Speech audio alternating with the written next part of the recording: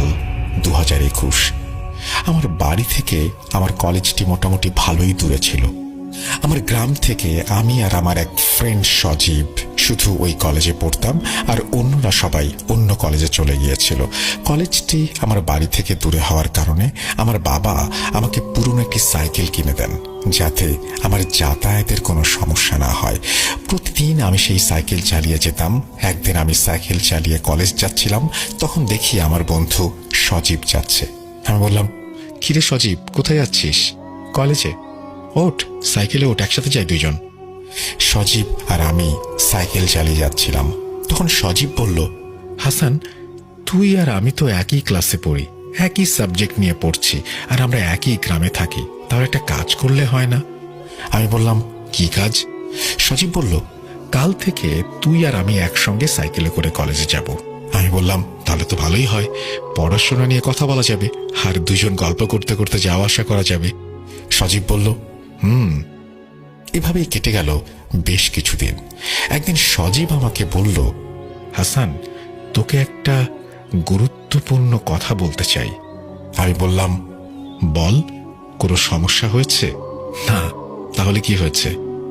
হাসান, আমি না রিয়াকে অনেক পছন্দ করি। আমি বললাম, রিয়া? কোন রিয়া? ওই যে আরিফ ভাইয়ের বোন রিয়া। আমি মাথা নিচু করে বললাম, হ্যাঁ, বুঝতে পেরেছি। আমি সজীবকে অনেক বোঝানোর চেষ্টা করেছি, কিন্তু আমি পারিনি। সজীব আমার কোনো কথাই শোনেনি। এখানে আরো একটা কথা বলে নেওয়া ভালো, রিয়াদের পরিবার খুব একটা ভালো পরিবার ছিল না। রিয়াদের পরিবারকে আমার থেকে ভালো আর কে জানবে, কারণ রিয়া ছিল আমার খুব নিকট আত্মীয়।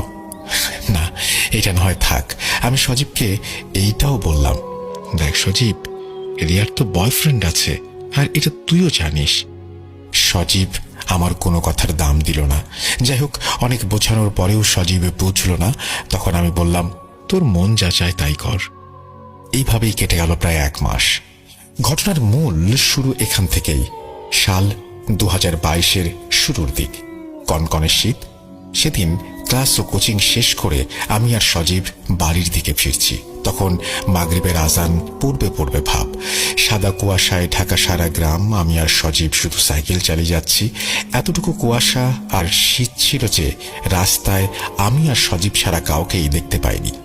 আমরা আমাদের বাড়ির খুব কাছাকাছি চলে এসেছিলাম। তখনই সজীব আমাকে বলল, হাসান, সাইকেল থামা। আমি সাইকেল থেকে নেমে বললাম, কি হয়েছে? আরেকটি কথা, আমরা যে জায়গায় দাঁড়িয়েছিলাম সেই জায়গার একটু বর্ণনা দেই। এই জায়গার নাম 3 রাস্তার মোড়। 3টি রাস্তা 3 দিক থেকে চলে এসে এই জায়গায় মিশে গিয়েছে। একটা গেছে আমাদের গ্রামের দিকে, আর একটা গেছে আমাদের শহরের দিকে, আর একটা গিয়েছে চাষের জমি এবং অনেক দূরে আরেকটি গ্রামের দিকে। গ্রামের নাম বিলপাড়া গ্রাম। যাই হোক, সজীব আমাকে বলল, সাইকেল যতই চাষের জমির দিকে যাচ্ছে ততই মনে হচ্ছে আমরা অন্য কোনো জগতে প্রবেশ করছি। চারপাশে শিয়ালের ডাক, ঝিঝি পোকার ডাক।